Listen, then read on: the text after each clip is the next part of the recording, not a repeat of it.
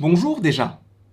Ça va toi? Dans cette vidéo, je vais te parler de Lady Loki l'enchantresse Lady Loki, Sylvie, Kezako. Donc, je vais te donner des petites théories de savoir déjà à quel moment est-ce qu'elle arrive, quelles sont ses intentions. Est-ce que elle était gentille dans les comics en étant Lady Loki? Est-ce que c'est vraiment Lady Loki? Est-ce que c'est l'enchantresse? Est-ce que c'est une autre version de Loki? Qu'est-ce que c'est que ça? C'est une autre version de Loki qui s'appelle Sylvie. Je vais t'expliquer ça dans les moindres détails. Dans l'épisode 1, on apprend qu'il y a un variant Loki qui est malveillant. Supposément, même si maintenant, la vapeur s'est renversée.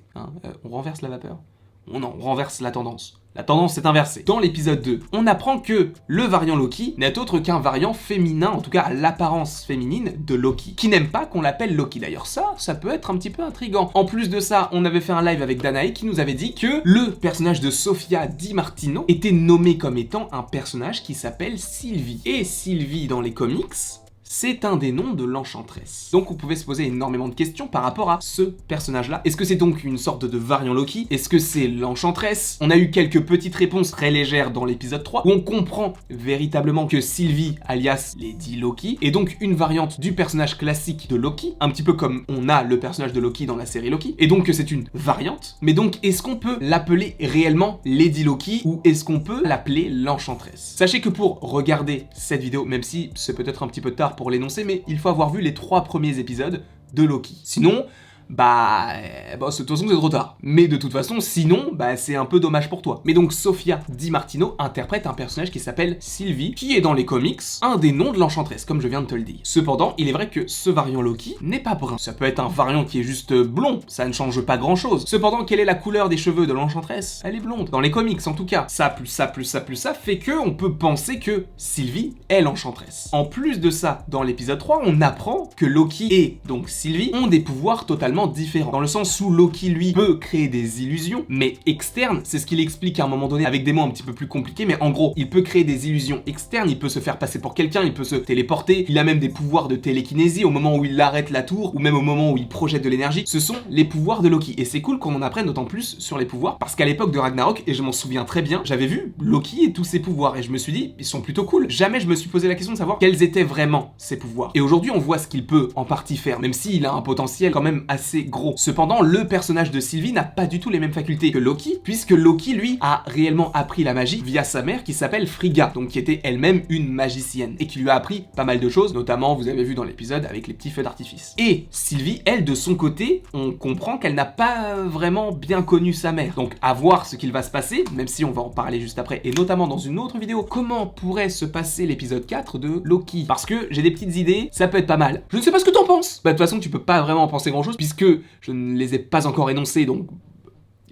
attends un peu, elle arrive la vidéo. Sylvie, elle, a des pouvoirs tout autres. Elle peut créer, entre guillemets, des sortes d'illusions, mais internes. C'est-à-dire qu'elle peut te faire voir des choses que tu ne veux pas voir, elle peut avoir des informations en te manipulant l'esprit, et elle appelle ça des enchantements. Et ce qui est assez intéressant par rapport à ce pouvoir, c'est que, physiquement, ça m'a fait un petit peu penser à ce que peut faire Wanda dans les films Marvel. Et même, en soi, une Agatha Harkness, qui, à la fin de l'épisode 7, où on a la musique Agatha All Along, juste avant, on voit que Agatha arrive, entre guillemets, à manipuler Wanda, une scène qui ne sera même pas utilisée dans l'épisode suivant, c'est assez étrange mais bon. Donc elle arrive à la manipuler de la même manière que Wanda peut utiliser son pouvoir pour également manipuler les esprits, et ça on a un exemple dans Avengers l'ère d'Ultron par exemple, où elle arrive à projeter des illusions dans la tête de Captain America, de Thor, de Black Widow, et donc Sylvie a le même pouvoir. Et ce qui est intéressant, j'y reviens souvent, mais c'est la couleur, parce que Loki, lui, sa magie est verte, comme Sylvie en soi, puisque ce sont entre guillemets des Loki. Wanda, ce sera rouge, Agatha Harkness, ce sera du rose ou du violet, et Doctor Strange et Mordo, ça peut être du orange, peu comme Wong. Donc tout ça me fait dire que par rapport aux couleurs, c'est complètement con, tu vas me dire, mais sachant qu'il y a plusieurs sortes de magie et plusieurs couleurs de magie, on peut imaginer que ce sont tous des magiciens. Cependant, à l'époque où on avait découvert Loki, à l'époque où on avait découvert Doctor Strange ou Scarlet Witch, jamais,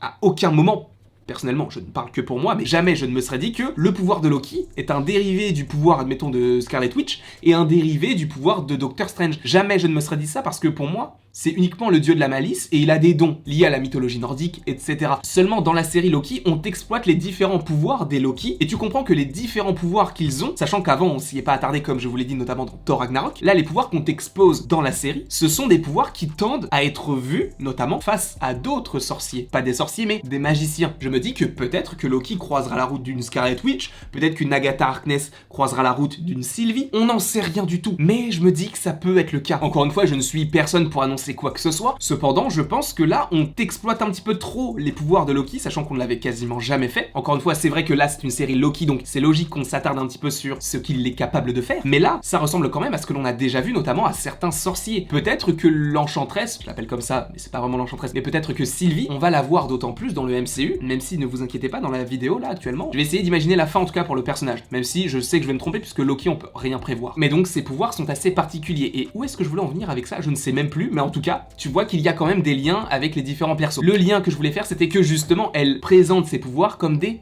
enchantements. Et tu comprends, même si bon, t'as pas besoin de moi pour le comprendre, que Lady Loki et l'Enchantress ne forment qu'une seule et même personne dans le Marvel Cinematic Universe, qui s'appelle donc Sylvie. Donc c'est une combinaison des deux personnages. Cependant, quel est le but de ce personnage-là? Encore une fois, pure spéculation, puisque dans l'épisode 4, nous retournerons à Lamentis, sachant qu'il y a des scènes du trailer où tu vois que Loki parle à Sylvie et qu'ils sont assez proches, peut-être que cette fois-ci, dans cet épisode-là, ce n'est pas Loki qui va se confier, mais Sylvie qui va raconter son passé. Je me trompe peut-être, mais j'imagine ça de cette façon. Donc, admettons que Sylvie raconte son histoire, peut-être qu'on va en apprendre plus sur son but. Ça peut être deux solutions, même si la première, j'y crois moyen. C'est que peut-être que Sylvie sait elle-même que c'est un variant, et peut-être même qu'elle travaillait pour la TVA, et qu'elle s'est rebellée, et que maintenant, elle veut renverser la TVA, puisqu'elle a pris conscience d'elle-même, et peut-être que ça va même être le cas par rapport à Mobius qui va peut-être se renverser à la fin. On verra ça de toute façon, mais ça peut être une première solution à laquelle je ne suis pas sûr d'adhérer. Mais peut-être que vous y adhérez, et c'est pour ça que je vous la donne. Moi, la deuxième solution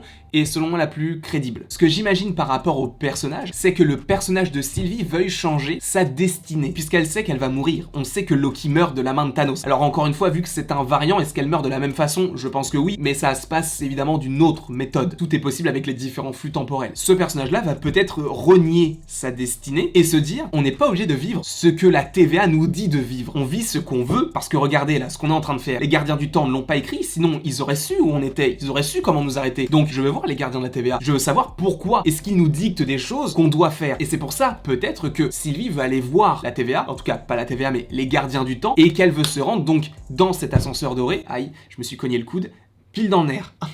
Ça fait mal. Mais donc peut-être que Sylvie veut aller voir les gardiens du temps pour s'expliquer ou même les tuer pour dire « Oh arrêtez, c'est pas vous qui dictez mon avenir, je ne vous connais même pas, c'est à moi de faire mes propres choix. C'est pas parce que vous savez comment les Loki fonctionnent que tous les Loki vont fonctionner de la même façon. » Ce n'est que de la pure spéculation puisque on ne sait même pas si les gardiens du temps existent ou pas. Peut-être que c'est une fabulation, peut-être qu'ils n'existent pas du tout.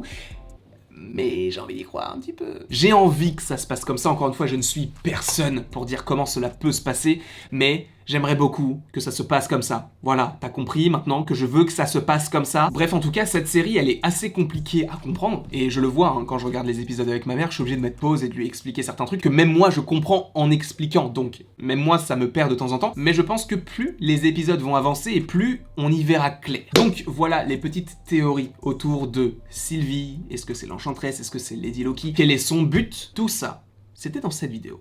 Pourquoi je te le précise, puisque tu viens de la voir? Tu peux aimer, partager, commenter, t'abonner, hein, bien évidemment. Et après toute cette longue vidéo, et cette intro, ou plutôt cette outro totalement nulle à chier et totalement ratée, je vais la garder, mais il ne me reste plus qu'à te dire à la prochaine, pour la prochaine.